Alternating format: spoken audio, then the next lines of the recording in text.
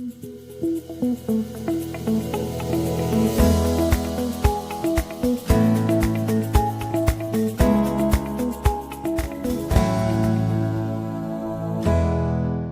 hey, welcome to New Hope Alliance Nation. I'm your host today, Rick, and I have Nicki with me today, and I'm super excited to have her tell just a little bit about her story. And just like some of our other podcasts, right? We're going to dig into her full recovery story probably in another episode. But today, what I'd like to do is just to introduce Nicki. She's on our board. She's coming on as a board advisor, and she's going to have a lot to do with this podcast. So I'll let her tell you about her heart behind all that and everything else. And maybe we can talk a little bit about how this all came about. You know, getting a podcast set up, I think is a pretty cool story, and Nicki's a part of that. So anyway, say hi. Hello. Happy to be here.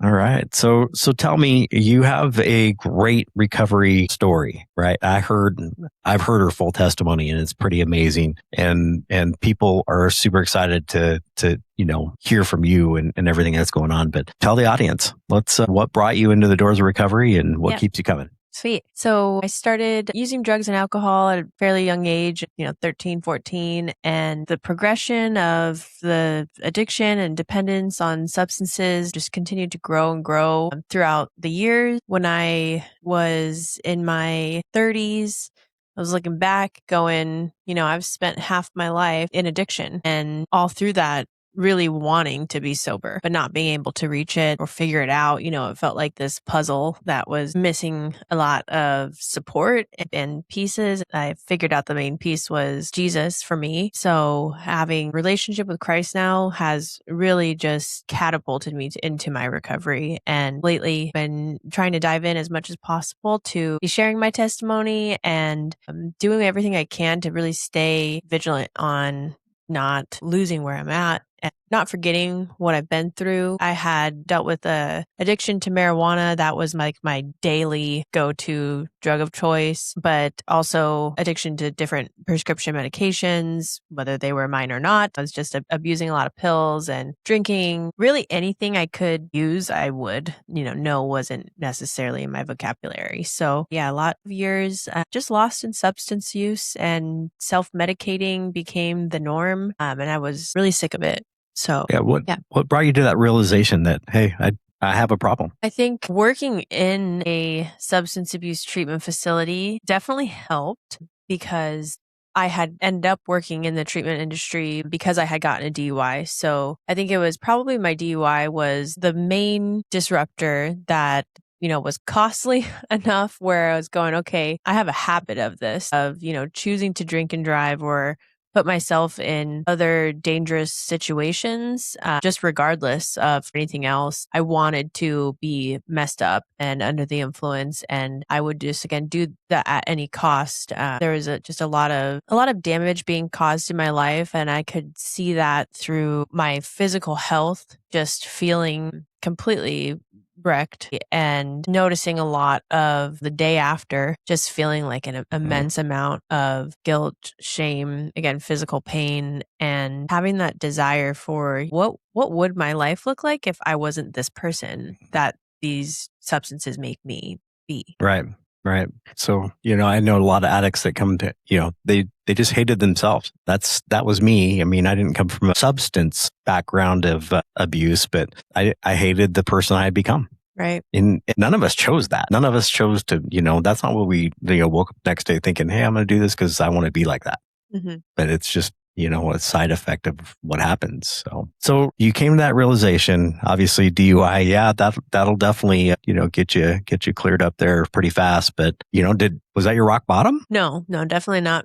That wasn't my rock bottom. I think my rock bottom came 10 years later, probably, when I thought past certain things where I'm like, okay, I can manage this addiction. I can use it for my daily functioning. But again, just still like repeating these behaviors and noticing these patterns of self-sabotage and doing things that really rubbed my spirit the wrong way. And I would catch myself in the moment still choosing the wrong thing, and like, so more than half of me is like, you don't want to do this. So yeah, coming to kind of the mirror or awareness of like, who is making these choices? It's so strange that I can have the desire to not want to do something, but somehow full steam ahead, I'm doing the thing that I need to do support my drug habits. So, yeah. Yeah, that's just a crazy cycle. You spin out of control and it's hard to get out of. So obviously I met you in the doors of recovery. So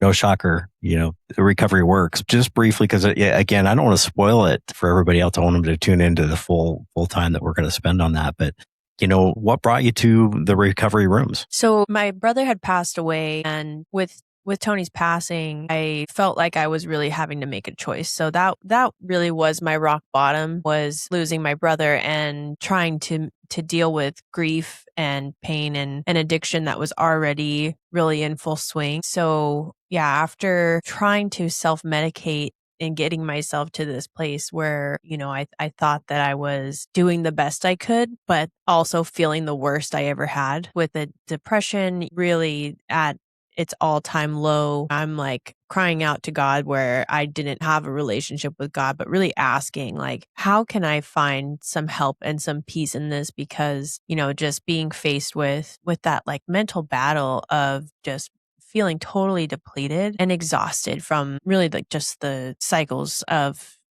constant relapse, is how I had to find some resources. So I was pointed to my home church, Rock Point Church, and that's where I was able to attend my first Celebrate Recovery meeting. I had a friend, attend with me at first because I was so scared and nervous, but also, again, just really knowing in my heart, like, I need to get into a recovery group where I can feel good about continuing to go and just like make a home there. So that's how I essentially got through the doors of recovery, was knowing what resources were available and finding a church and finding people who welcomed me, and you were one of them. So, I really appreciate the team there, and just Celebrate Recovery as a whole has been a huge game changer in my life. And I know without it, things would be very different for me. Right. So you also lead Celebrate Recovery, or not, ministry lead, but you're in leadership. So tell the audience what you do there. So I'm an encourager with Celebrate Recovery. So that caused me to just be supportive and encouraging to the leadership team, as well as the people who are attending. So just trying to be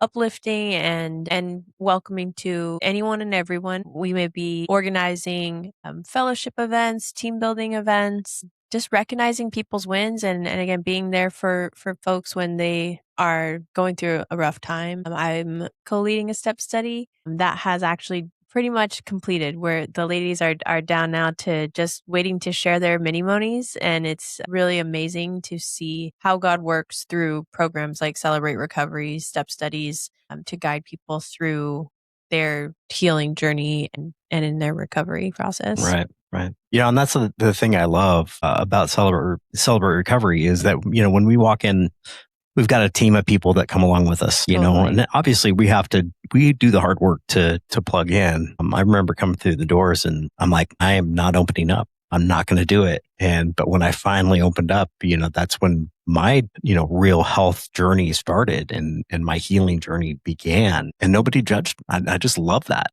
Yeah. Same here. The world is so quick to judge, like, oh, well, you're broken, you're messed up. We don't have anything to do with you. But that's not the design that God had for us. It's not. Right. Yeah, I think it's kind of rare to find a place where you can feel really safe about sharing vulnerably, and finding a safe place where you can just really let it all out.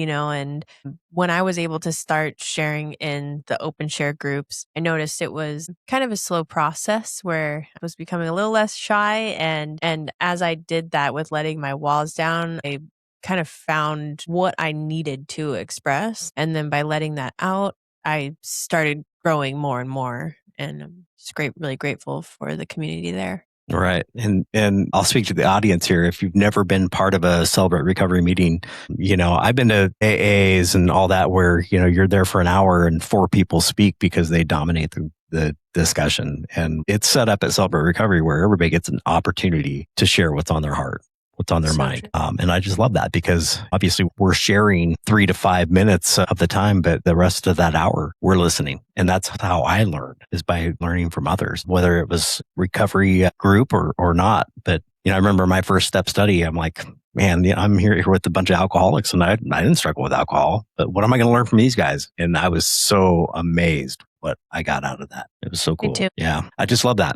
I love that. So let's move on just a little bit. Again, if you want to hear more of Nicki's story, tune in later because we'll do a full debrief of her testimony. Keep tuning in. At some point in time in the near future, she'll be sharing that. Let's talk a little bit about your heart around ministry. You're in Celebrate Recovery. You're on our board and the newest member of our board. And we've been talking about that for a while, and she came in as an advisor. Let's talk about the heart behind that. Sure. I've always wanted to help people. Now, being where I'm at and being given an opportunity like this is really wonderful for me, because just being of service and wanting to help people through battles with drugs and alcohol, substances, I want to give back in that way. So helping people and bringing awareness to drug addiction, I think, is really important. It's something that should be normalized. And if people can hear that there are teams of people out there that want to help and are inviting you to heal, they have the opportunity to accept it. I was lost for so long, not knowing that there were lifelines available. So to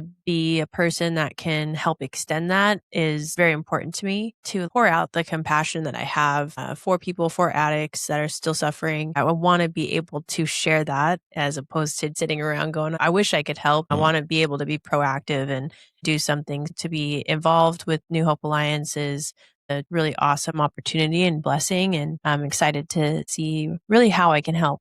I'm ready and willing to help in any way possible. We got some big plans. If you don't know a whole lot about New Hope Alliance, check us out on the web. You can learn more about what we do. It's definitely an honor to have you a part of that. Where do you see yourself in, say, let's 5 years? 5 years. Yeah, I'd say be getting better about engaging in the community, whether that's hosting events or fundraisers, just building up community and inviting people in. Hopefully 5 years from now, I'm just that much more deep in my faith and in my recovery. I know that that is where I'll be. I just can't imagine exactly how much more on fire I'll be, because I feel it now, and I'm just so excited to continue to be used by God in the way that I can. Even if I'm just helping one person, that's amazing. And I'm glad I could be of help to just one person. I will probably have more tools under my belt. I'll probably be a little more comfortable. And I'm just excited to see where I might be. Well, it's night and day difference. When I first met Nicki, and I told her this not that long ago, God spoke to me and said she's going to be in leadership. And I remember talking to the other leaders at Celebrate Recovery. I was leading it at the time. I couldn't wait for her year to go by, right? And get her through a step study, because I could see that God was going to use Nicki in that way. And it's awesome to see that working out just as God planned. Yeah, it really is. It's amazing. Yeah, that's cool. And what nugget? I always ask everybody to leave a nugget, something that you want to leave with the audience today that you're just dying to say, something that could help somebody else that's listening. God can't steer a parked car. That's a nugget I heard earlier this week. So if you feel stuck and you want help, just start moving and you'll be met with those stepping stones to get you to where you want to be. No, that's good. I've seen the memes of the sign on the elevator is broken, must use the steps, right? Mm-hmm. It's true. We'll get out of it what we put into it. And it's awesome to see what you've put into it and how it's come into fruition now and how God's using that. I want to thank you. Thank you for coming on, saying yes, being a part of the board here at New Hope Alliance. And I'll speak to the audience that, hey, you're going to see her. She's probably going to be hosting some of these podcasts too. This is not just the Rick Show. This is our ministry that we're able to share amongst others. I can't wait to see what God does in the future. But hey, if you want to connect with Nicki or New Hope Alliance, reach out, hope@newhopealliance.org through email. You can reach us on the internet, www.newhopealliance.net, and then Facebook, Instagram, YouTube, as you're watching this on YouTube now. And can't wait to see you on the next one. Yeah, thank you. Thanks again, Nicki. All right.